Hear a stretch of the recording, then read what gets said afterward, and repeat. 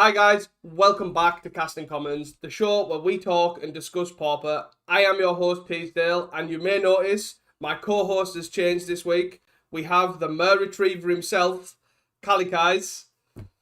How's it going, everybody? I'm Kalikaiz, saidin.raken on Magic Online. People call me Kali on Discord. Glad to be here, checking it out. So Paul, what have you been up to this week, Magic related? Anything interesting? So this past week, as you know, I played in the Saturday Challenge, trying really hard to focus on getting a little bit of in-game experience playing against the best players in the real show, trying to qualify for that showcase. So I wanted to play Altar Tron, and I brought it to the challenge and ended up doing pretty decently, making the top 8. And then I've just been like going back and forth on testing that, trying to get it all settled out and figure out where I like to be, figure out what my plans are and stuff. Testing a little bit of familiars as well, trying to keep that up to date for the people on the Patreon. I ran a league of Poison Storm. I got lucky and faced I faced Gardens 3 times and Turbo Fog, so I had an easy 4-0 and then lost in the finals to Burn. The arch nemesis, it's either Burn or Fear. Seems for that deck, definitely. Yeah, I don't really want to face mono blue with Poison Storm. No, it's not a fun one. It's definitely a sweat. That is for sure. Yeah, win like 1 out of 10 is good enough, right? Yeah, take that as a win. Take that as a win. That's for sure. So, how's the Altar Tron testing been going? Obviously, really well. Definitely looked at the list. It's really weird because people keep talking about playing Ancient Stirrings in Altar Tron, and every time I try it, it sets up your combo really well, but if you ever meet something that disrupts you a little bit, then your card selection is not good enough, and I just am trying to focus really hard on card advantage, so abusing the deadly disputes that are all over the format and making that really where I want to be. Yeah. I ended up trimming down on your Mere Kinsmith combo pieces and just going back to a baseline that was what I thought more good at surviving, because I think that if you could just get to the end game, it's going to work out.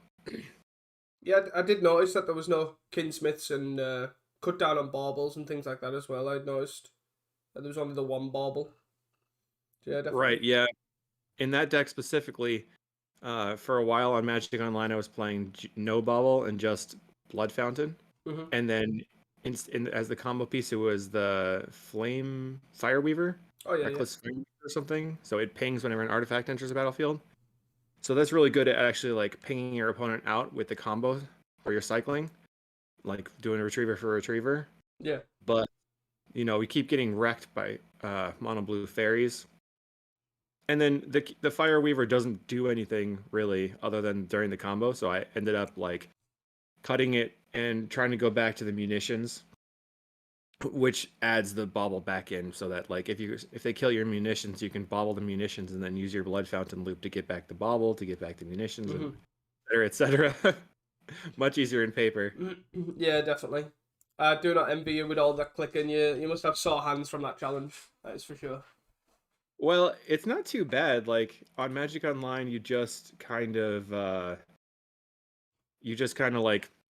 loop 30 times, and then you have 30 power. So every time you loop with the Golem Foundry, you get 1 counter. So it gives you basically 1 point of power. And 30 power on the table is usually enough to close. So yeah, you just say, okay, here's 10 golems, deal with it.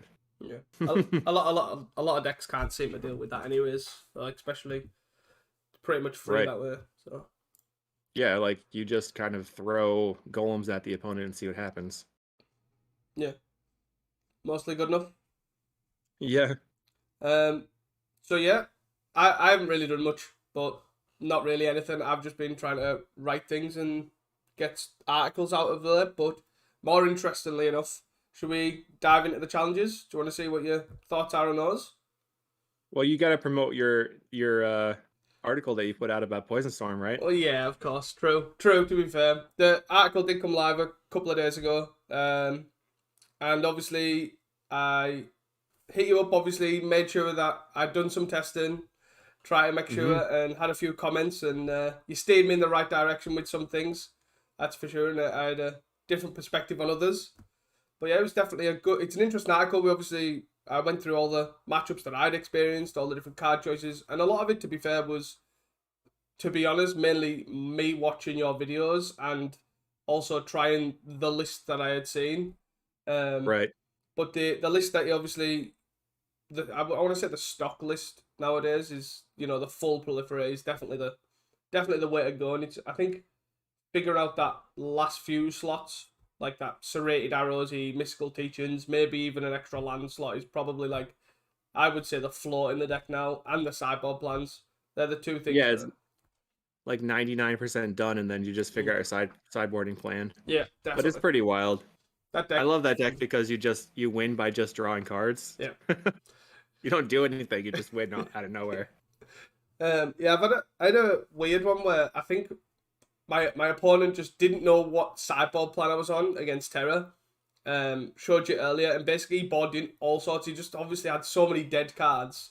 He was just bringing in like Rotted Reunion just in case he had a 2/2 to deal 2 damage, or he brought in Hydroblast just in case I had Swell and Sandstorm and all this sort of stuff. And it was just like, I'll take this, I'll take it. Yeah, that's funny. But yeah, it's definitely a sweet one, and you should definitely check it out. It has Callie's seal of approval, so it can't be that bad. Yeah, good stuff. So yeah, moving on to the challenges. I think it's probably best because I think we go through Saturdays, have some general comments on what we think of the top 8.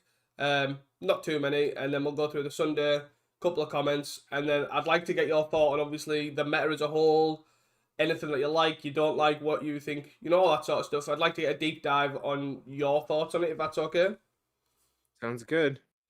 So just for the people listening, there is the Saturday challenge was won by Gardens. It was second place with Bogles. Third place was White Weenie. Fourth was Ponza. Fifth was Mono Blue Fair. Sixth was the man, the myth, the legend himself on Altar Tron. And seventh was Mono Blue Fair. And eighth was another Gardens, with a couple of near misses. Coming in at ninth was Cycle Storm. And 10th was Affinity. That is a top 8. Right, yeah. The Ponza player was my round 1 opponent. Oh. And Dissonance was my round 5 opponent. Pretty wild. And then Luca in third was on White Weenie, and I felt like I just mis-sideboarded versus them. But I figured it out from there. So if I actually played White Weenie again in leagues with Altar Tron and just kind of dunked on him, so I felt good about that. That's definitely good, because it seems good place for White Weenie, to be honest. So none that block. Right. The interesting thing about White Weenie is that they're getting past all the ground-based interaction. Quarkland Shaman's not going to be any issue with them. They're going over the top of everybody, so they have a ton of small creatures that can take back the initiative. And if it's a basic land deck, they don't need that many lands, and they can deal with Bogles, or not Bogles, but Ponza pretty decently. Yeah. I don't know how they run against Bogles though. Like, let's see. Looks like they've got the Standard Bearer, and that's it to deal with Bogles. So maybe they ran into some issues there. But they don't have. I don't even see Prismatic Strands. Oh no, 3 in the main. Okay. And then of course they had their there are 3 Remosian rallies. Okay. Yeah, I was like, they have their 1 of Remosian rally yet again. But it's a 3 of. Previous lists were playing just singletons. Yeah. Dissonance is I think Harry MTG, who is a content creator. All right. So you might see his run somewhere on his YouTube channel. You check that out. Looks like he was on the No Snap list that was done by, I think he was CCOG or like, maybe not CCOG, but one of the Italian creators was playing a No Snap list in the Italian scene. He said that like Bind the Monster and was really good for him, but he was also playing like Inside Out and stuff. Yeah, No Snap is kind of wonky. Yeah, it seems to have like took a massive uptick, that they've kind of went Spire Golem, Bind the Monsters, as opposed to No Snap and Brian Barrow. But it seems to pretty good against, like, as you say, it avoids Crackdown Shaman. Spire Golem's obviously really good at, it's a lot better at taking the initiative. It's a better flyer for the mirror, all that sort of stuff. White Weenie. And then Bind's pretty good overall. Like it's pretty good against the mirror, and it's pretty good in the meta, I'd say, than Snap at the moment. I could see Bind the Monster being really good if you want to just take out like attackers for the initiative, just get them off the table. Yeah. It's not like Black Green like Gardens is going to be like untapping them somehow. Mm. That's interesting. Is Gardens secretly the best deck? Are we It there? seems to be really, really good because I looked at the win rates from Saturday and it was like 70%. Deck's goated. And it was kind of wild. Yeah. I was also looking at the win rates. I think it was just Gardens was like the best overall win rate, and it was basically everywhere. It just seems like the combination of effective removal spells and like you have all this good interaction, plus just slam initiative win game. Yeah. Which does work. They have this first place list had 6 free spells. Just ridiculous. Is that the triple snuff out, triple spin and darkness? They're like, I want to split it so that I can regain the life from the snuff out. Yeah. It makes sense. And then Crypt Rats is just really good because, you know, Affinity is only wiping the low to the ground things, but if you can recur the Crypt Rats with a Blood Fountain, is ridiculous. They got some fungal infections for fairies and whatnots. Just more creatures to flood the board and take the initiative. Yeah, I've found Fairs like the closest matchup I've struggled with, to be fair. Out of the guns, but that's kind of expected when obviously a lot of your removal and a lot of your draw engine is 1 or 2 mana. It's pretty expected to kind of you'll get fade out a few times. I'm surprised that this deck is so good. It went 4-2 versus Burn on Saturday or was it? No, that was Ponza that did that. Ponza went 4-2 versus Burn. And I was like, what? What? But I guess it works out. I think the Burn deck transitioning to more of like the previous iteration of Burn, like old school Burn with just more pingers, more better pingers, more card draw. I think that allows removal to be better. And then it also makes Weather the Storm a lot better in the metagame. Yeah. Whereas Weather the Storm basically did nothing if they're flooding the board. Like you Weather the Storm after they put 10 tokens on the battlefield, it only buys you 1 turn. Yeah, yeah. But if you Weather the Storm in response to like 3 lava spikes, then you literally just have a counterspell for all of those. Yeah. It's just gone. Plus another 3 life. I'm surprised. It's just extra creatures on the table. It's a problem. Yeah. I'm definitely surprised that considering how good it's made removal and also Weather the Storm. Like we have talked about this in previous shows that obviously Pinger Burn is a lot. It's the new thing for Burn to do, and I'm surprised that they haven't gone back to fully old school Kuldotha, like not the Burn and Tree Kuldotha or anything, just fully old school Kuldotha pre Marcher Machine, because I see a lot of these decks, I'm thinking this deck would not survive against Turn 1 Great Furnace Kuldotha, like that sort of level of, because you know what I mean, you would struggle to Weather the Storm your way out of double Kuldotha and all that sort of stuff in a Bushwhacker or what have you. Right. Yeah, I think that just the 8 Reckless Impulse is so good, and I think that people are having issues just balancing it. Yeah. But you know, people are still having a bunch of success with it. I think the one main thing that came out, which we saw on the Sunday challenge, was Burning Tree Emissary as another like free spell that also synergizes with Reckless Impulse, because you can go Burning Tree Emissary right directly into Reckless Impulse and use that mana. So it's kind of like a free spell in that point, and then just Bushwhacker coming in, just wrecking your day. Yeah. But I don't know. I think what the deal is that the big Burn deck is better against the little Burn deck because of their wipes. Yeah. They can just play End the Festivities in the main deck. It doesn't affect them whatsoever. Yeah. So you have like this like competing metagame between the Burn players, which is allowing everybody else to kind of do other stuff. But you know, you still like on Saturday we saw Tyruvi with Cycle Storm at 9th, which was just the only cycle person who has the balls to take Cycle Storm into challenges over and over. Yeah. But it looks like a very stock list with just he's got 2 Jihad Display in the main for life gain, and then the cool things that he has in the sideboard, he's got Division Charm, which phases out a relic. some darknesses. I'm not gonna lie. I read that card thinking, why is that here? And I just assumed it would be to change a land type. And I was thinking, I don't really Well, it's understand. pretty sick because you can phase out the relic if there's only one on the battlefield, and then you can also, if you're playing against like mono blue or whatever, Yeah, you can just turn all their lands into swamps and then do your thing. yeah. Like That phase 1, turn everything into swamps, or like upkeep, I guess. yeah. That's what I was thinking too. But I didn't even catch the phasing out of a relic. That's pretty sick. Yeah, it looks like he's got 2 duress and 1 vision charm, so it's like trying to be proactive against relic and then have 1 reactive spell against it. But I don't know. I have a really hard time playing that deck. It's like basically impossible. Is Grizzly Survivor like a stock card to have in the deck in the side? Because I seen this. I had to read what it was. So Grizzly Survivor is his way of dealing with relics as well, I think. So if you're turning off your graveyard, you just go turn 1 Dark Ritual Grizzly Survivor, and then turn 2 you just try to cycle your as much as possible and slam in for a big amount. Yeah. And that's like a juke plan, I believe. Yeah, it seems very much like, say, I'm assuming horror and Grizzly Survivor are basically your ways to get out there. And obviously, Grizzly Survivor is a lot easier to cast off a Dark Ritual than a Horror of the Broken Lands is. For sure, for sure.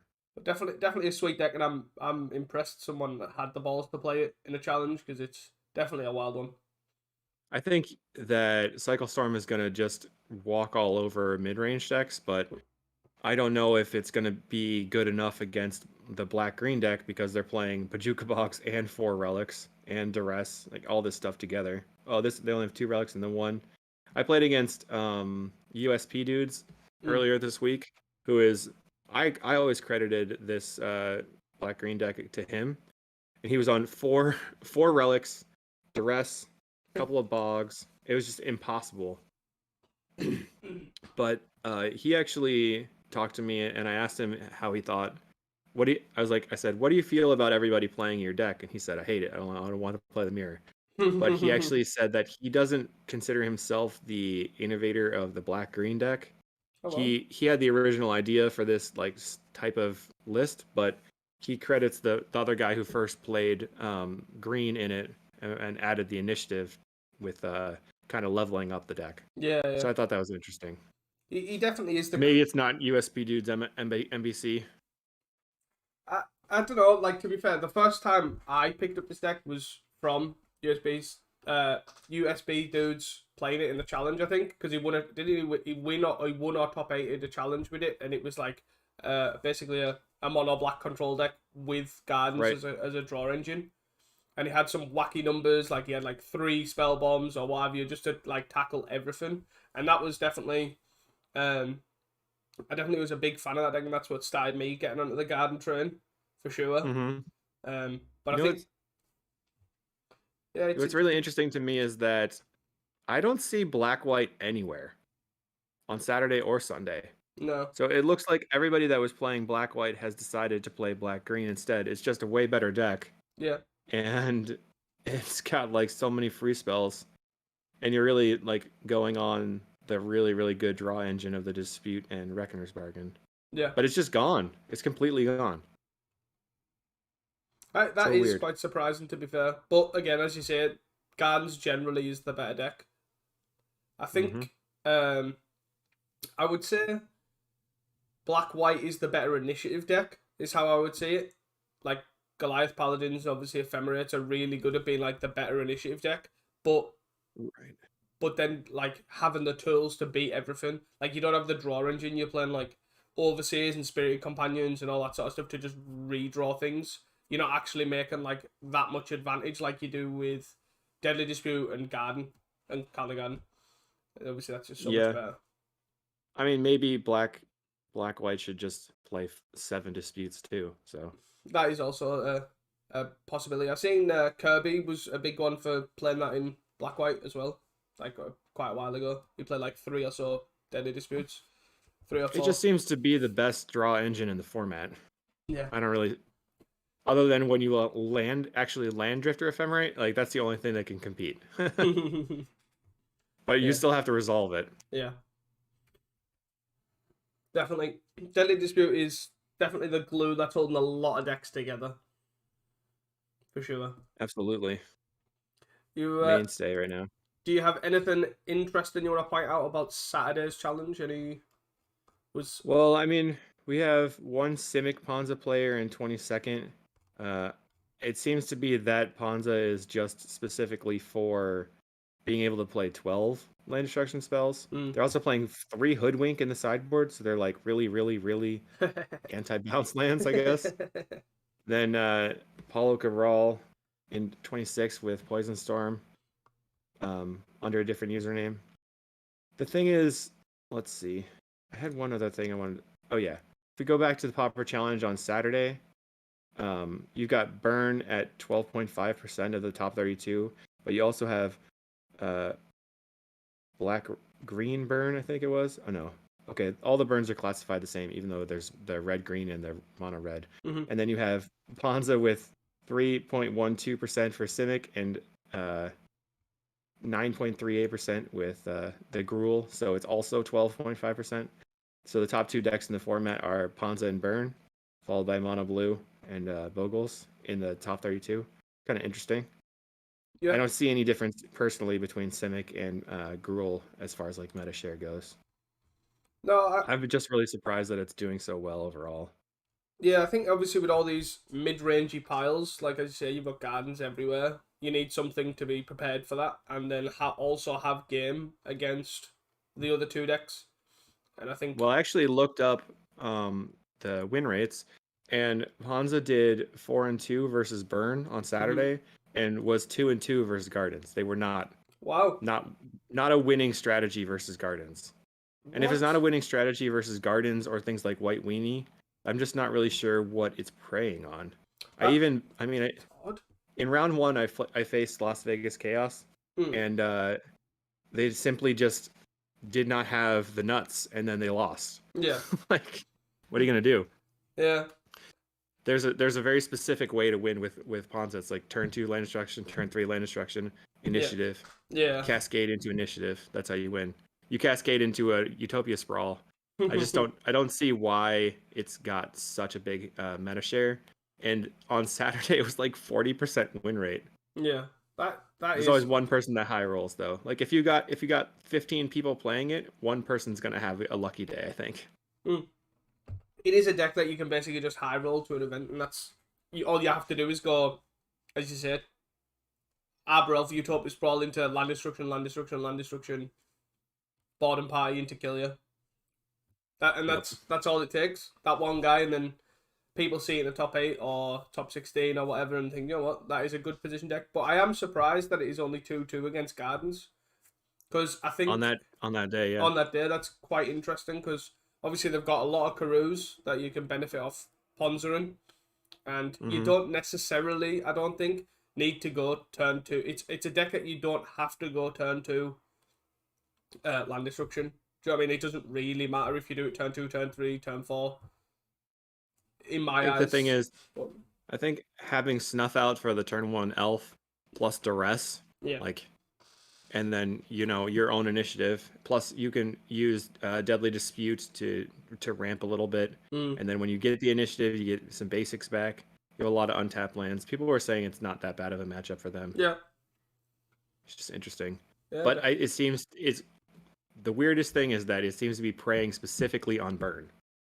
So based on the results that I saw, you've got land destruction, which is supposed to be good versus mid range. That's actually only good versus the Burn deck. Yeah.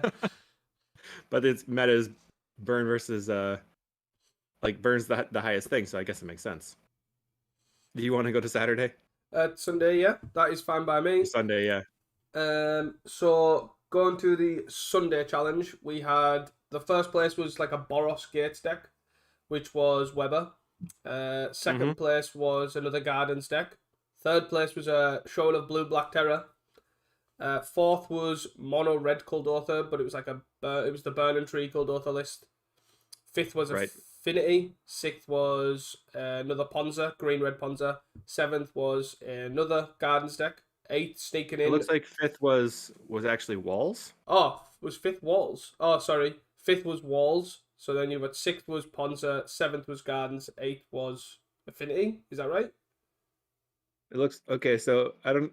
Fifth was Walls, and then sixth was Gardens. Seventh Affinity from Luffy, Yeah, and eighth was Ponza Ponza. from All right. Okay. Shatoon. So my 5th So to you 8th is got the you wrong got these place. pilots who Yeah. never give up, never Yeah. surrender, always play my deck. Yeah. Luffy 100% of the time is playing Affinity. Yeah. Shatoon 100% of the time is playing Grill Ponza. Yeah. It is what it is. Definitely. We have seen a lot of uptick in walls, and I find it. I'm unsure about, like, I would like your perspective on this, because I feel like the more snuff out and free spells see play, the worse walls seems to be to me. But it seems to be appearing in a big showing. Right. Walls is specifically trouncing Ponza decks. Like Yeah. they literally, it feels like they can't do anything to beat Walls because they're ramping. They're trying to blow up their lands. The Walls player has Utopia Sprawl or has a Quirion Ranger. Quirion Ranger, so blanks your stuff. It just like, as far as I know, Walls is like 99% versus Yeah. any sort of land destruction strategy. Yeah, for sure. But I guess you just gotta hope that that's what you face, basically. Yeah. Just. I think it's kind of a meta call, probably. Just trying to face against Ponza. We saw a couple weeks ago, or maybe not this past weekend, but the weekend before, Hamuda won a challenge with Walls where he specifically said that he was trying to fight against land destruction, and he faced land destruction like 5 out of 6 rounds. Yeah. In the Swiss. And I guess they have a plan now versus Mono Red with 3 Healer of the Glade, and then the three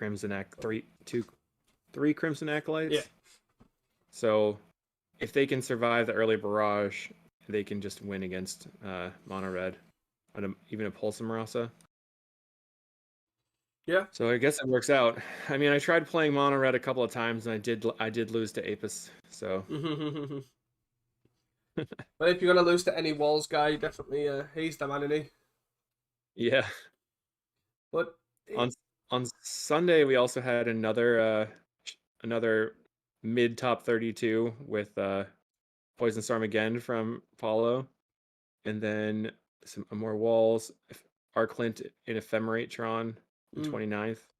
What's interesting is that the Boros Bully deck, and I don't know who started this specific list, but the list that Weber won on Sunday is the exact same list that Spock Vita Loca played on Saturday, and also played on Sunday. They had the exact same 75. So I don't know who started it. If I go to the history of that deck, I mean, it looks like Tarmafire played it for a while.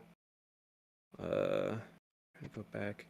Yeah, it looks like this specific 75 was first played by Spock Vita Loca on Saturday. So Weber just picked it as a meta call, I guess. Yeah. But Spock came in 16th or something. Go back. On let's see. I don't know. He did pretty decently on Saturday with it. Or like the top 32 somewhere. Okay, here it is, 19th. Yeah. So I don't know what made Weber pick that specifically, but it seemed to work out. It's this pretty strong deck because you're using Basilisk Gate in your Boros Bully Gates. Yeah. You got so much life gain for burn that you're not really worried about that deck specifically. I feel like you're going to be medium against a Ponza deck, though, because you've got everything costing 1 or 2, where at the same time you need your lands and they come into play tapped. Yeah. That is an interesting choice. Obviously, the tap lands, as you say, and even repping a Garrison too is an odd choice. Like, if that was going to be my tech land, I probably wouldn't put in a Karoo land with all the Ponza, but for sure, everything comes into play tapped. You could easily lose the game by just going tap land and it gets land destructed, and then tap land. You just get buried that way. But, well, maybe Faithless Looting is good enough to pitch the Boros Garrison when it's bad. Yeah. Got 4 of them. A bunch of Prismatic Strands. So Prismatic Strands is obviously really good to keep the initiative too. So if you're fighting against black-green decks where you can actually keep your creatures on the table, you can just strands them out of the game. Yeah. Like, it's regarding the guild packs? It's very similar to the the strategy of Goliath Paladin hold up prismatic strands to protect it, but you don't actually need your own initiative when you're just really good at taking your opponents. He's a pretty good Yeah, I strategy. mean, when we played Turbo Initiative last August, July, it was basically I play turn 1 initiative, you play 3 creatures on turn 1. Who's going to win? Yeah, exactly. Like land Kuldotha Rebirth. We know, Darn. we all know how that ended. For Yeah, sure. we should have gone straight into the Prismatic Strand strategy there. We didn't have enough time to start actually metagaming with the deck. It just yoinked it. Yeah, that is for sure. It was taken from our hands before we'd even tested it properly. We had a good couple weeks. So yeah, it was definitely another wide, varied top 8, to be fair, as well, with a couple of near misses with Heroic and Mono Blue Fair. And it seems to be Ponza and Heroic are kind of obviously taking a step forward. They seem to be appearing a lot more in top 32s than they have over The heroic player that was a near miss on Sunday was my round 6 opponent on Saturday. All right, okay. And they missed out because I won the winning in and they didn't. So 2 near so they misses. ended up coming in. Yeah, they ended up going 4-2. It looks like twice, and barely missing over and over again. That's got to be brutal. Definitely. But yeah. But I guess if they've got like one sacred cat, but I don't see any. They do have 2 spirit links in the main deck, so for burn type decks. And then if you can just get out ahead of people, it closes the game pretty quickly. Yeah, like Trailblazer is just an amazing card against burn anyways, because being a natural or 4, it's so hard for them to deal with. You can just jam it turn 1 for free. It's like a terror, basically. Yeah. For sure. So an interesting choice that obviously those 2 kind of decks have been taken up. We've obviously seen a random Walls and a random Cycle Storm. Boros Gate seems to be a good solid choice. I've seen Ullman had obviously wrote his article as well and mentioned that he, like last week, and he said he would recommend playing like a White Weenie or a Prismatic Strands based deck. And that seems to have shown obviously that it was a good call with obviously the increasing Gardens decks, because Boros Gates came first, and also we had a White Weenie in the 3rd place on the Saturday as well. Yeah. So we do seem to have a healthy-ish metagame in challenges, but yeah, the actual metagame percentages seems fine. Like you've got burn. Well, let's go to Sunday and see what that was like in the top 32. So you've got Gruul Ponza. I don't see any Simic Ponza. So the same exact thing as Saturday, it looks like. 12.5% of Ponza and Burn, 9.38% with 3 players of a couple of different random decks. So your tier 1 seems to be Ponza and Burn. You've got the black-green deck, I think, doesn't show up. Okay, it's in the other range, I guess. That makes sense. So is other here? I'm looking at Magic MTG Goldfish, by the way. So it says other is 15.62%. So I guess that's going to be anything that's not categorized, and they haven't categorized black green yet. But it's also including like Poison Storm, and I don't see any other random things. So that's a lot of black green that's been doing really well. So I guess that's like the main thing in the top 32 here. So nothing is like oppressively strong as far as that goes in the metagame percentages. Yeah. Although I wonder, okay, so here the White Weenie on Saturday is coming in the other category. Poison Storm, Naya Gates from Alvatar, Naya Hate Gates, which is the 4 relic main deck. Yeah. I would have to count up all the black-green players. 1, 2, 3. Yeah, I don't know. I think 4. So it's going to be about the same meta percentage as Burn in the top 32 here. So still, like I said, quite varied percentage-wise. But I don't know, is there anything you want to cover on Sunday? Because I do feel like this is a great segue to move to, obviously, discussing with you what your thoughts are as the meta as a whole. Right. I don't think I have anything else to point out on Sunday. So I didn't go deep into anybody's list. Yeah, no. It's because a lot of them are very similar decks. There's not really much. It doesn't seem like there's not much like innovation in terms of actual lists. But as I say, a nice segue to move on to talk to yourself about what you think of the metagame as a whole, because obviously the percentages do look healthy. We have Ponza, we have Burn, we have Gardens, we have a lot of other decks that are tier 2 and below that are also reasonably playable. Heroic, you got White Weenie, you got Boros Gates, all sorts like that. So what is your thoughts on the meta generally? Well, unfortunately, the kind of decks that I like to play are not very good versus Ponza overall, and I have not found very good strategies to deal with it. So it's been very frustrating for me, as well as the burn deck seems to be not performing very well, but it has absolutely ridiculous starts, which can kill you on turn 3 very often. So that being the majority of the format, it's kind of like, okay, cross your fingers and pray that they don't have turn 1 Swift Spear, turn 2 Swift Spear, because if they do, you're just dead.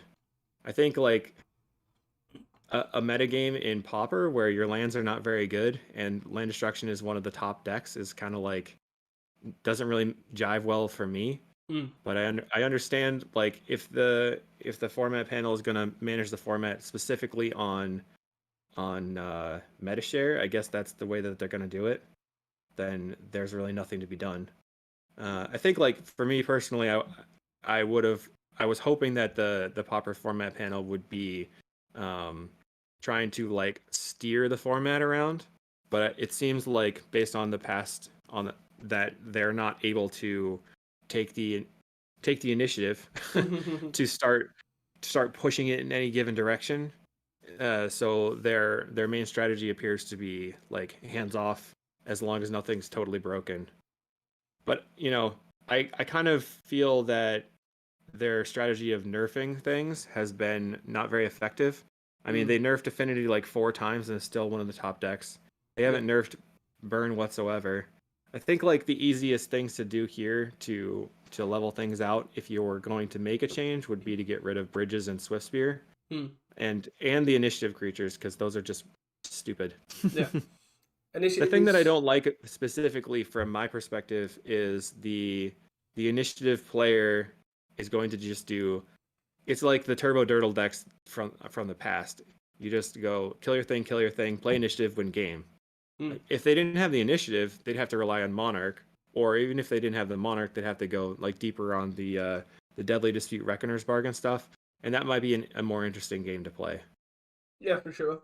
I think the metagame in leagues is like 50% burn, 30% land destruction, 20% random stuff. So on a good day, you'll run into 4 varied decks, which can be interesting, and then otherwise you're just going to get smacked. There's a lot of the Black Green Gardens deck as well, which has been pretty difficult for me to face with my familiar strategy because it lines up pretty well there. Initiative is just fast enough to be pressuring, and they've got tons of removal for a creature-based combo deck. Yeah. As well as like they have their own. Sometimes people side in land destruction. Sometimes people side in more rats. Sometimes they side in relics. So you can't really even predict what's going on out of those things. Yeah. So like no it's hard to like. It's super hard to metagame against. Yeah. So I've just been trying to go under people playing Altar Tron. Like, just don't even worry about it. Altar Tron is really, really good versus Terror and Affinity, and quite generally pretty good against the Gardens deck, unless they're on the super duper Relic plan with all the Bogs and Duresses too. So I just hope that we can get through it. Yeah, I think. Obviously the type of decks I don't want to call you a combo player because you're not really you're more like a game action player is the way I see it. I like to go, my personal strategy is always like big end game things. Yeah. So I don't really care about trying to combo off in the early game. I don't really care about comboing in general. I just want to win so hard that nothing mattered. Yeah. But I also want to take a lot of actions because I feel like if you want nothing to matter, you just play Ponza. Yeah. And I did try it a couple of times. It's fun to win. Yeah. But it's just not really my cup of tea. Yeah, I've definitely. I was like, I like taking the game actions, like we said. Playing Altar Tron in paper, you're like, okay, now I have infinite, and I win the game. So GG. Yeah. On Magic Online, you're like, okay, let's go. Click like the wind. I don't know what it is. It just throws that adrenaline right up. Reminds me of I don't know if you remember Sifka in the Pro Tour playing Eggstron. That like in modern. I don't know if you remember or played that at I didn't all. get to see that. No. But watching that, he basically said he was one of the very few people who was like he was testing on Magic Online, and everyone was like, "Wow, that must have been difficult." And he was actually, "No, it's really good because you get to take all these actions, and it tells you if you played a land."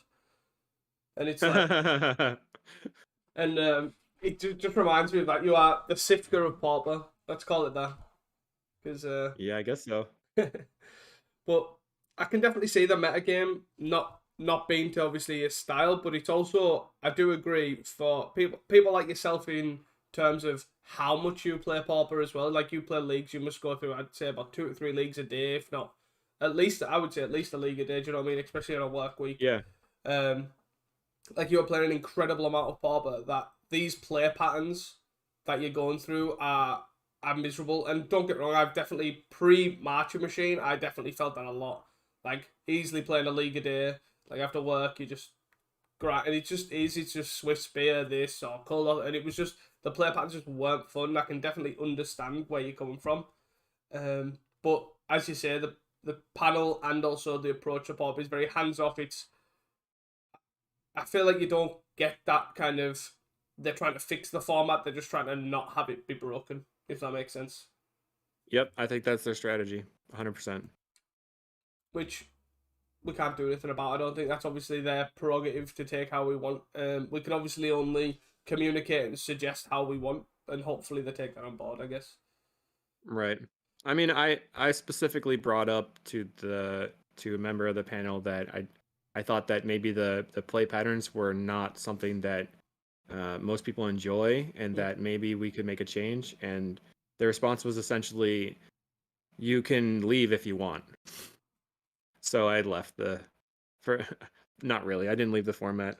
The thing is, like, I feel pretty invested, and I'm trying like we all know to keep putting out some YouTube content and have fun. I just want to play fun decks that do stuff. Yeah. And a lot of times when I'm trying to play my fun deck, it just gets dumpstered by burn. Like it's not even close. Yeah. So I think that innovation is pretty difficult to do in this current format. So we'll see what happens. Maybe there will be a really fun Hobbit to play or something. I don't know. We'll just start putting the ring into play over and over and get all the benefits. Yeah.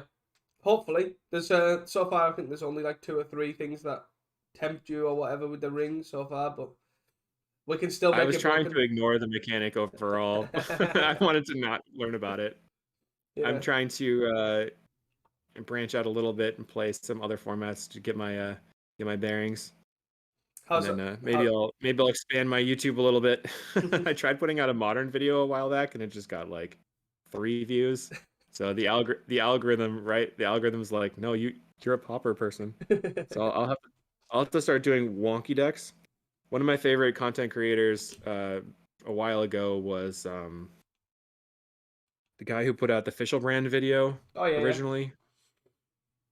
Caleb Gannon. yeah. He's just like, I'm just gonna play the most insane thing that exists, and then so I'll play something crazy now and then, not try to win. Yeah, well, you can't go wrong with that. To be fair, if it works in Pauper, it'll definitely work in other formats too, and Right.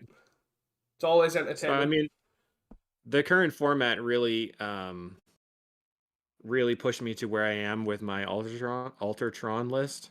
So if you look at it, I'm gonna expand it. So I cut on like the big mana parts of the combo because I think what a lot of people are trying to do is go into like turn 3 altar, turn 4, just win the game. Yeah. But if you get disrupted at all through a land destruction spell or through them like burning your face, you're not going to be able to win on turn 4. Mm-hmm. So my strategy here is just to go 4 map, 2 crop. That's giving me Tron as fast as I possibly can. Felt like 3 crop was too much. And then with 18 lands, you're minimizing the mulligan rate. Like 17 lands, you're on the edge of disaster at all times, trying to open. I mean, you play this Altar Tron deck, and every so often you're just like one land, one land, one land, mull to Yeah. 3, I lose. Yeah. But I mean, I've mulled to 4 where it's like mind, power, map, or you have like your 3 Tron lands and a Deadly Dispute, and you just hope for the best. Yeah. So you can pull out of mulligans pretty well, I think, specifically with like the Deadly Dispute Reckoner's Bargain package. Yeah, for sure. And then I don't think that the makeshift munitions is really necessary to win the game, like to combo kill your opponent. But it's a nice like toolboxy thing and helps versus fairies, so that's why I put that in there. And then I'm just like working on my sideboard strategy. Like Krark Clan Shaman's really good versus the mono red deck that goes wide as well, but it's not quite as good versus the mono red Inger deck, even though you really need them off the table, so you still have to kind of bring it in. And then just trying to like, I've been trying to figure out a way to beat walls, but it's got to be just Krark Clan Shaman get lucky, I think. Walls is another deck where they just kind of like, I didn't draw well, I lose, or but normally when I face them, they're like, okay, I have the combo in hand, you die, no matter what. I feel like every time I watch your videos and there's a walls always seems to be your secret arch nemesis. As much as you hate Ponza and Red, it always is your arch nemesis. I sideboard anti-walls more than any other deck. I just like straight up every time. I don't know what the deal is, but I hate losing to walls. It really grinds my gears. And I think the deal is with Ponza. I always feel like, well, there was literally nothing I could do anyway. But walls, I'm like, I'm so close. I just have to really, really hate on them. I'm gonna play 4 inside out. Just take them out. Like my first Poison Storm decks were all 4 inside out in the sideboard. Yeah, no, that's literally what I say. I always pair against Apis because he's in Italy and I'm in basically on Italy time because I'm always playing early in the morning. He's like, I'm on lunch break. I'm like, I'm not losing to you again. Can't do it. But it definitely seems that way because your Poison Storm video, as you say, you had 4 inside out in your first one. You then moved to having like 3 swirling sandstorms, 1 in the main, 2 in the side, all that sort of stuff. And it's just, yeah, it's a secret deck that you just never want to get paired into, and it's just a magnet for you. As soon as you hit that search to join a league, it's like it's gonna be walls in one of these 5. Right. I played in a Pauper 1K locally 2 weeks ago. My first opponent was Ponza. Immediately. We were there talking to some people that I knew from the local Discord, and the one person's like, here's my land destruction deck. He's like sorting it out to write the cards down. I was like, please don't pair versus me ever. You're the only person here that's playing this deck. I think there actually were more people. And round 1, right there he was. And then the previous 1K that I went to paired right into walls as well. Oh my god, every time. I guess if you always know you're going to get that kind of luck, though, you can metagame pretty easily. Yeah. But that one time you'll pick a deck that's like got a really good walls matchup or Ponza matchup, you just won't verse it at all. Right. So I think like one of the things that I always do going into these big events is like tweak my deck specific to the metagame, and that always bites me. Like I'm like, oh, I'm gonna face Affinity and Terror the whole time. I'll get ready for that, and then you just get wrecked by randoms. Yeah. So bad. Go as general as you can is the success you can ask for, I guess. Yeah, I like to play decks that just stall and then eventually win. And it seems to be a good strategy. So that's kind of why I did this here, where it's just like very consistent, very good early game with 3 Weather the Storms and all of the cantrips. And then you got a lot of things you can do. I really like the Conjurer's Bauble specifically here. I've liked that for a long time with like the eggs list, because you can put your Deadly Disputes back in the deck and have even more card drop. So you can like put the Deadly Dispute back, Deadly Dispute a Mirror Retriever, get back the Conjurer's Bauble, put the Deadly Dispute back again. I mean, if you have 8, 9, 10 Deadly Disputes in the deck, that's great. But you can't play 8 because you'll just get flooded on them in your opening hands. Yeah, it's kind of like the best way, as you said, the best way you've got it. You've got actual 7 Deadly Disputes, so you're not going to get too flooded on them, but then you also have the bauble to basically get 2 or 3 back whenever you need to with the 4 Mirror Retrievers, so for sure. Right. what was the decider on like the numbers then? So like, why 3 energy refractors, for example, and 3 weather the Well, storms? originally I was playing with 2 Weather the Storms and just trying to hope that I had it versus burn, but I felt like you need 3 because you're going to average 1 in the top 20. Mm. So you could probably get there. As far as the energy refractors, I knew that previously I was playing 4-star and 4 energy refractor, but I kept getting to positions where I just had no colored sources. And I also feel that having the early colored source is more important because you can play the colored source and then play like turn one egg, turn 2 wellspring, turn 3 deadly dispute is a common play pattern that's really, really good. So having that option, as well as they can get you to your crop faster and they cycle for storm count, which I think is really important. Yeah. But the energy refractor, like once you have 1 in play, you really don't need any more of them. So they can be a good target for a deadly dispute or a reckoner's bargain as well. So people, I think that's something that's not as obvious. The other thing is like reckoner's bargain's not great, but you do want more 2-drops to hit with.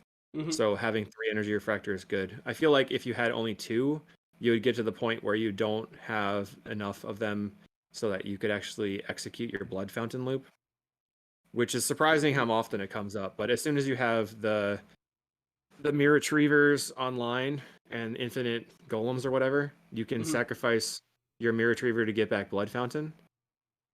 Or no, you can sacrifice your first mirror. You're looping, right? You have 1 mirror retriever in the graveyard. Yeah. Sacrifice your second one and get back any of your cantrips, and then you blood fountain back the 2 mirror retrievers.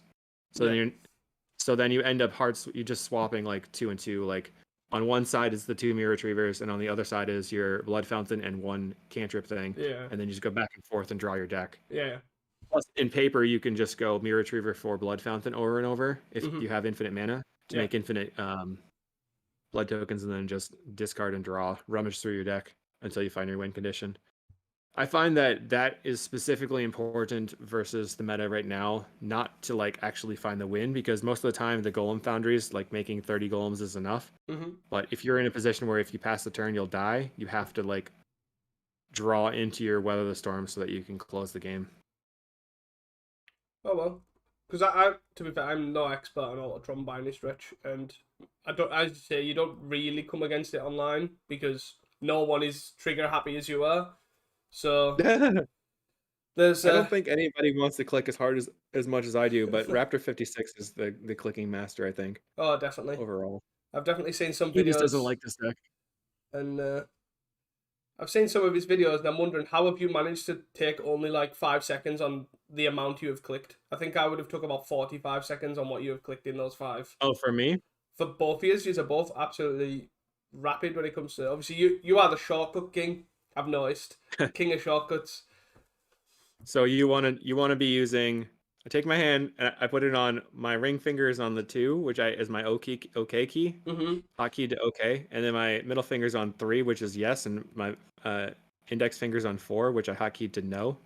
So as I move through the game, I can just keep clicking or pressing the 2 key with my ring finger, so I don't have to press OK, which is a huge time saver. Like actually mousing over and pressing OK, I think is the thing that causes people the most time loss. Yeah. I've watched people's videos and they mouse over, click OK, mouse over, click OK, and then they time out. They have no idea why.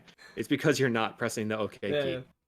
The only thing is that 2 is actually mapped to pass until I have a response, which you do not want to press because it'll pass your entire turn and you won't make a land drop. So you have to remap that and be worried about it if there's ever like a hard reinstall. So don't do that. Then the second thing that saves a lot of time is turning off animations on Magic Online. It's not very good for this isn't really helpful for paper players, but on Magic Online in game there's a settings icon in the bottom left, and you can click that and uncheck enable animations. So you won't see your mirror retriever flying around the screen anymore. It'll just go dink, dink, dink, dink, dink into one spot or the other. And then just turn off and you can see like in my videos, I put everything in a very specific place. So I'm just like making the minimal movements with my mouse and then clicking, clicking, clicking, clicking. It's really frustrating though, because you get priority back when you play Mirror Retriever with a Golem Foundry in play, because it resolves the trigger and then you get the priority back. So you have to press OK to the Mirror Retriever. So I actually skipped my turn on accident one time by pressing OK at the wrong time and then going through, which was stinky. But like in paper, you just say, okay, I do this 100 bajillion times. Yeah. Or a quadrillion or a Googleplex. They say I pass with 100 billion. The thing that is tough about this list is that you could actually deck out, whereas in the eggs deck, if you couldn't really deck out because Bobble could put back Frantic Salvage, which gets back everything, and you just keep looping your deck. Mm-hmm. So, but like I said, it's really, really, really good versus mid-range decks, and really, really good versus Terror and Affinity, which is kind of why I'm playing it over Familiars lately, because I don't feel very confident versus Affinity, and definitely don't feel confident versus Terror overall. But I still have strategies that can deal with it in general. It's just I want to play the deck with the most free wins, and when you have 7 mana on turn 3, sometimes you have free wins. Can't complain at that. To be fair, it's I do like this Tron deck in terms, as you say, for all these free wins and all that sort of stuff. So do you think you've figured out your sideboard strategy roughly on the difficult matchups? Because the sideboard looks very open here, which is obviously would make me think that you've got at least a plan against pretty much everything that you can consider.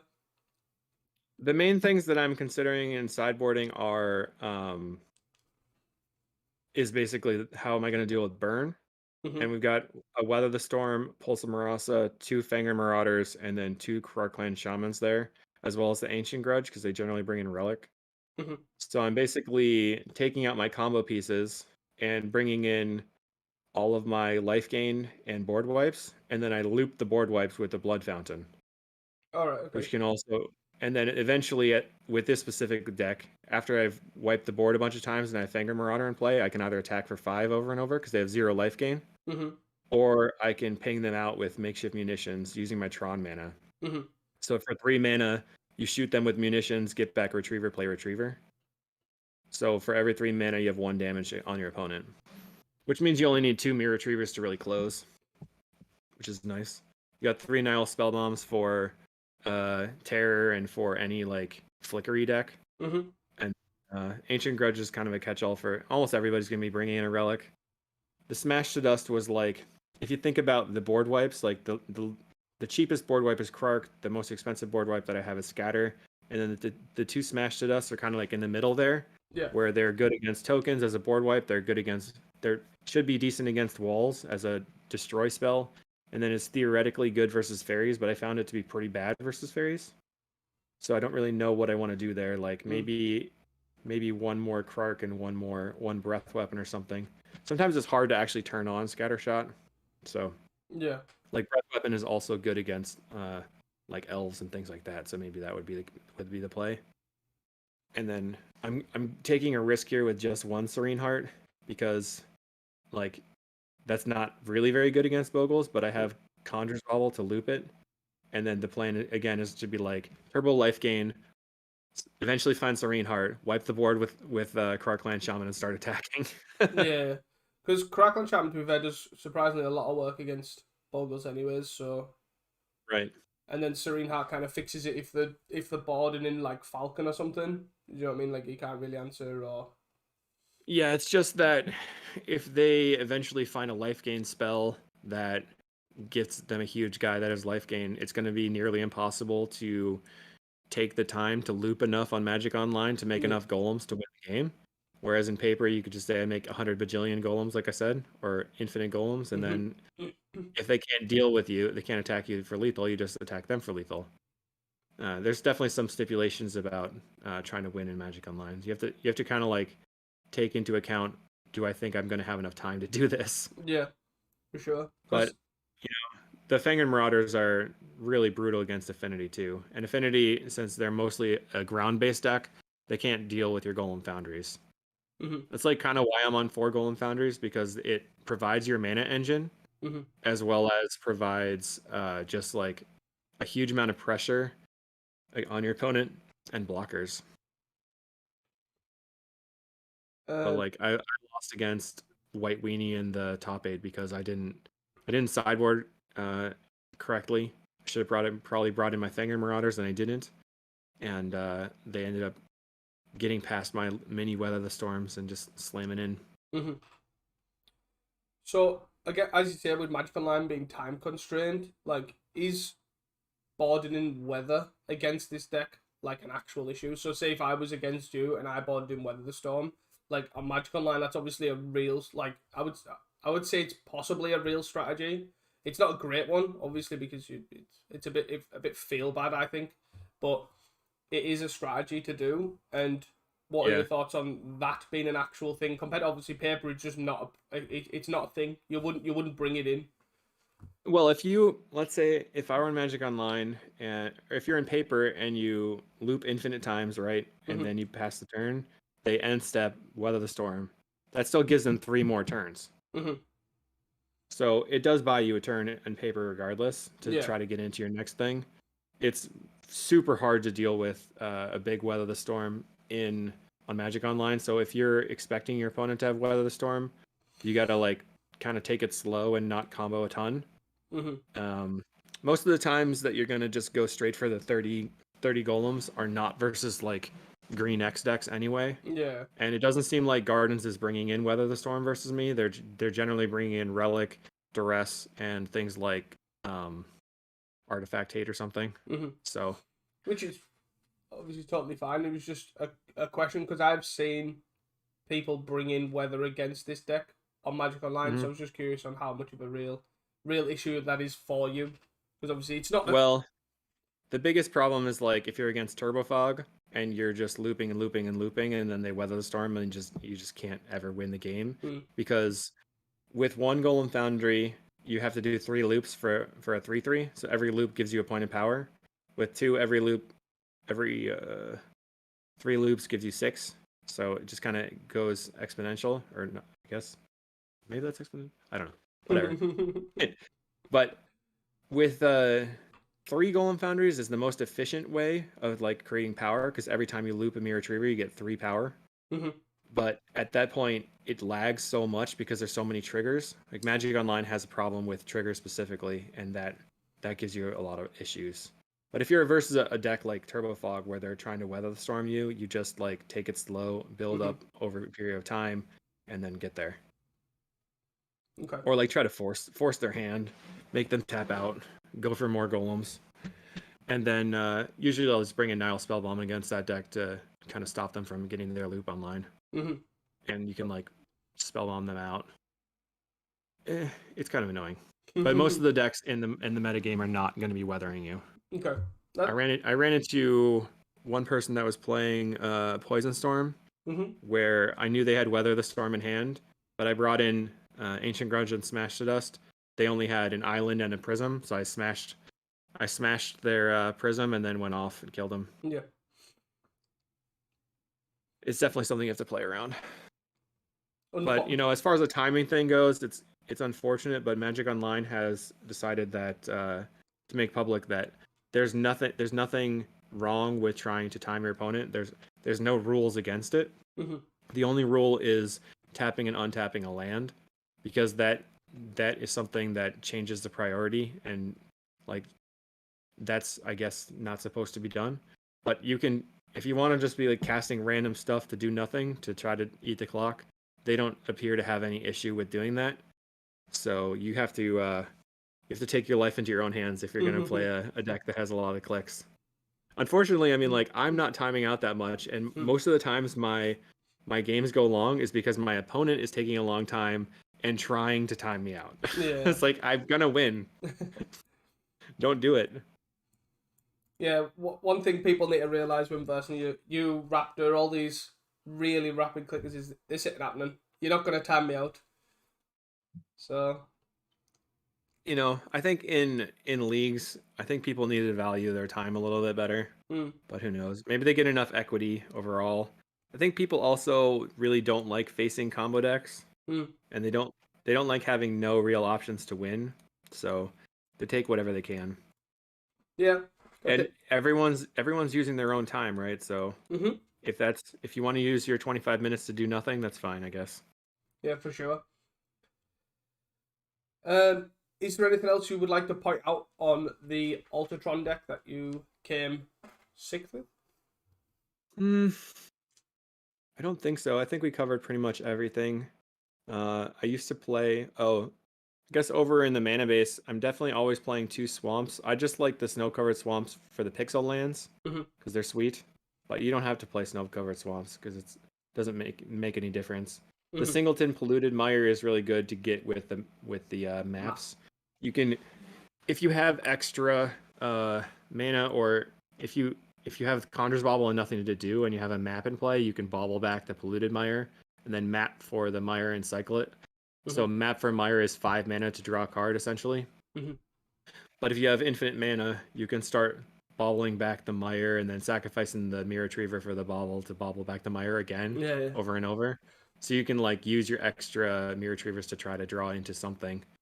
A couple of times, like I was facing fairies and I had infinite golems, but they had lethal on the crackback. I didn't have anything going on, so I had to do that loop and try to draw as much as possible. Ended up hitting the Weather Storm, getting the life gain, and then presenting lethal on my side. So it's interesting because the deck kind of plays like a Storm deck does, where you're always trying to play to your outs. Like, okay, what can I draw into to win the game here? Or how can I draw into something that can actually be effective? So a lot of the times I'll be floating black mana or green mana based on what I have on the board, see if I can get it draw into a Weather the Storm. But most of the time I'm floating black mana to try to draw into a Deadly Dispute or Reckoner's Bargain. And then the Crystal Grotto is something you can either crop for a scry, or you can just play it out for a scry. And Crystal Grotto being a scry is almost a draw card, because you can bottom something you don't want. So you can crop a grotto for a scry. Sometimes an interesting thing to do is go like, so like if I have like tower, power plant, and then grotto in hand, and I play the 2 Tron lands and I draw a map.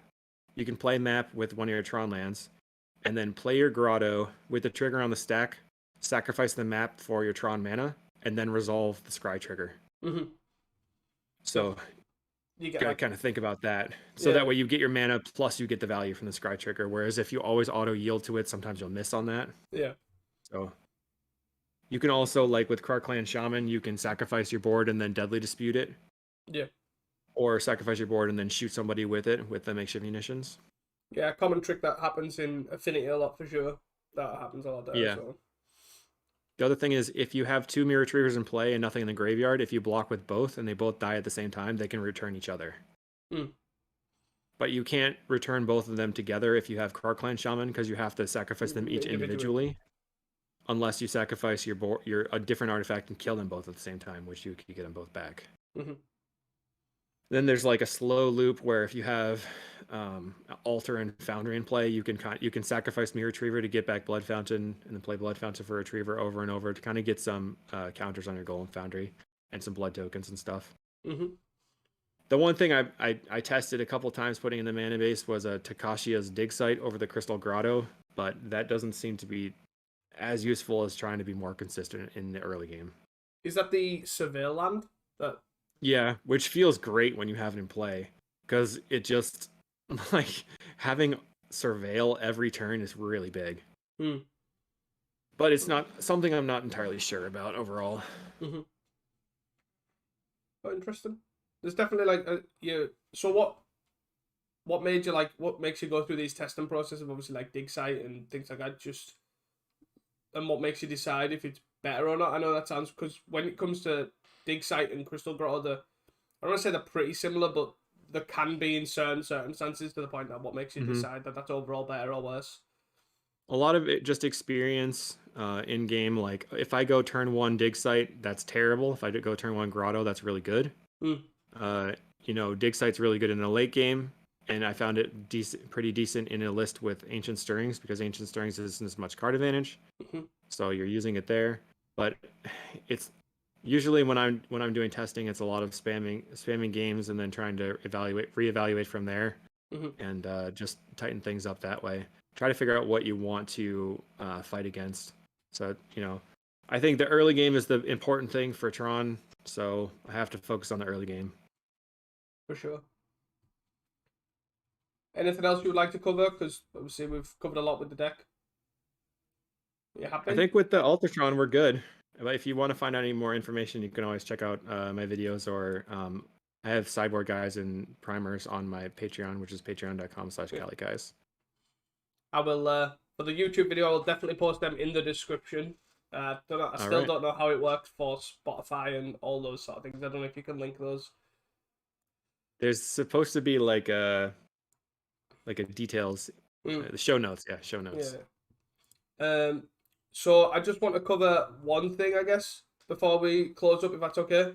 I All right. just want to know, just one. We usually do two, but I think it'd be good to see one thing that you think how Pauper will shake out from now. Doesn't necessarily have to be next week, but just over the next couple of weeks. Where do you think Pons is going to take a downtick? Do you think Pons is going to take an uptick, or all that sort of stuff? Or Man, doing metagame analysis is something that I just never have been good at. I just like react. Mhm. So I don't really have any idea. I Me think neither. people usually week to week people start looking at the Saturday and Sunday challenges and taking whatever worked in the top 8 and running Mhm. those back. Yeah, for sure. So I think um I think it's just going to continue to be burn stuff and Ponza Ponza. and Black Green Gardens. Gardens, the Black Green deck is completely taken over Orzhov, like I said. So I don't think we're going to be worried about that. I Mhm. don't see Affinity coming back. And then after the Lord of the Rings set comes out, we're getting this 2-mana exile and artifact, or it deals 1 to 2 different targets. Like Mhm. that's just really, really good in mono red. So mono red is going to be even better, I think. Especially just going to push down Affinity a little bit more. Yeah, for That's sure. what I think. Cast into I mean, fire. people are still playing Affinity, but I don't know why Affinity is like so low. I think it's still like a really good deck and Mhm. very good versus Ponza, but maybe Ponza with their like they have 10 anti-affinity in the sideboard probably, so Yeah. maybe it's good enough. Uh, 4D Glamour, Smash the Dust, Gorilla Shaman. Who knows? What do you think is going to happen? It's a hard one to tell, to be fair, and I do think I do agree. It's basically those three decks are kind of gonna shine. I guess Ullman's approach to White Weenie slash Boros decks will probably take an uptick. It's probably about it. I would expect to see a bit more Boros Gates or more traditional Boros Bully or even White Weenie in next week's challenges. Is probably what I would say. That's the only thing I can really go for. Yeah. The go wide Flyers deck seems well positioned overall. Yeah, for sure. If you would like to see a deck in the top 32 that you don't think would have a chance, or what would you say that would be? Just out of I curiosity. just want to I just want to see somebody win a challenge with Poison Storm. Let's make it Yes, happen. yes. Let's make it happen. There's only like 2 people trying it, so they'll have to get really lucky. Yeah, that's what we need to see. Poison Storm. Imagine a metagame that is just all Poison Storm versus Yes. Ponza. It doesn't make any sense. That'd be great. I am down for that. Anything else you would like to cover before we wrap this up? I think I'm good. It has been an absolute pleasure to have the man, the myth, the legend that is Callie on this podcast, and it is an honor to finally, obviously, Discord and have a crack with you, a conversation with you. Sorry, that was a very English Cumbrian thing to say there. Yeah.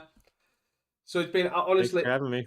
been great. I just obviously would like to shout out yourself for your YouTube channel, your Patreon. All will be in the description. It's Kalikaiz on YouTube. You are Jake ALS. Is it On ALS Twitter. on Twitter? Yep. And you obviously saidin.raken on Magic Online, which doesn't really matter. But then your Patreon is patreon.com/Kalikaiz, right? Right. And then if anybody wants to reach me, the easiest way to reach me is definitely hopping into the Familiars Discord on Magic or on Discord. Yeah. Generally hang out there, and it's easy to just like if you tag me, then I'll see it. Versus like a YouTube, I try to stay on top of the YouTube comments, and those are a little bit harder to see. Always around though. So if you wanna have a conversation with him or ask for advice, he's definitely always there in the Familiars Discord because I've pestered him 1,000 times on there just to let everyone know. Yeah, the So Discord started for me to try to find other people that were playing Mystic Sanctuary Familiars to try to get better at the deck. and then eventually just became like, hey, you're really good at Popper. You should join. So now it's filled with people that are really good at Popper, and it's sort of like the secret Spike Discord. Yeah, it's the Discord where all the decks get broken. It's usually is the thing I can see. I usually end up Combo decks, not Gardens decks. No. I just end up viewing because all these decks just get broken. You know, obviously you broke Relay Storm, you've broke Turbo Initiative. All these things were definitely broken in that Discord. Claim to fame. Yeah, Turbo Initiative. We have to shout out the Japanese players Of for course. putting all that effort into like building the original lists. Mm-hmm. So they built the groundwork for us, and then we were just tooling around and adding more rituals and more initiative. Yeah. But no, it's definitely cool to see. So check out that Discord. So yeah, all good to close out. Yeah, I'm great. Thanks for having me. It's been really fun talking and getting to hang out in person. Yeah, sort of. Thanks a lot again. So that is all from us at Casting Commons, and it has been a great pleasure to be here with Kali. And again, check out all his channels. But until next time, don't forget to stay hydrated. Peace. Bye.